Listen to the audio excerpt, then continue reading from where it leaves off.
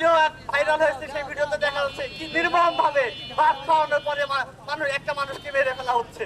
কিভাবে আমাদের মুখের উপরে পা দিয়ে তারপরে বিভিন্ন ভাবে লাঠি চার্জ করে, অত্যাচার করে, নির্যাতন করে মারা হচ্ছে। একটা মানুষকে লাঠি দিয়ে বাড়াতে মেরে ফেলা যায়, এটা কোন ধরনের আইন? এটা কোন ধরনের মানবিকতা?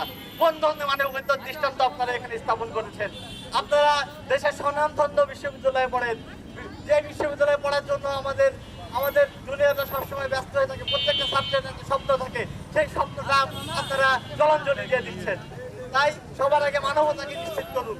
আরেকটি কথা বলতে চাই, সেনা শাসন কখনোই কল্যাণ বয়ে আনে না। একটা গণতান্ত্রিক রাষ্ট্রে সেনা শাসন কখনোই কল্যাণ বয়ে আনে না। পাহাড়ে যেটা চলছে, দীর্ঘদিন থেকে যেটা চলে আসছে, সেটা অত্যাচার, নিপীড়ন। পাহাড়ে এই সেনা নিপীড়ন বন্ধ হোক এবং পাহাড়িদের যে দাবি, সেই দাবিকেই প্রাধান্য দেওয়া হোক। আর বাঙালি যেসব সেটেলাররা আছেন, তাদের সাথে একত্রে মিলেমিশে আমরা সকলে পাহাড়ের শান্তি চাই। পাহাড়টাও আমাদের, এই সমতল আমাদের। তাই সমতল কিংবা পাহাড়ে লড়াই কিন্তু সমান তালেই হবে।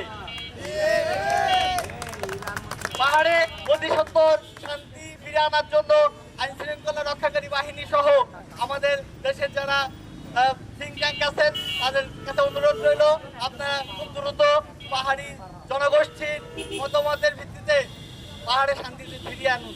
ধন্যবাদ।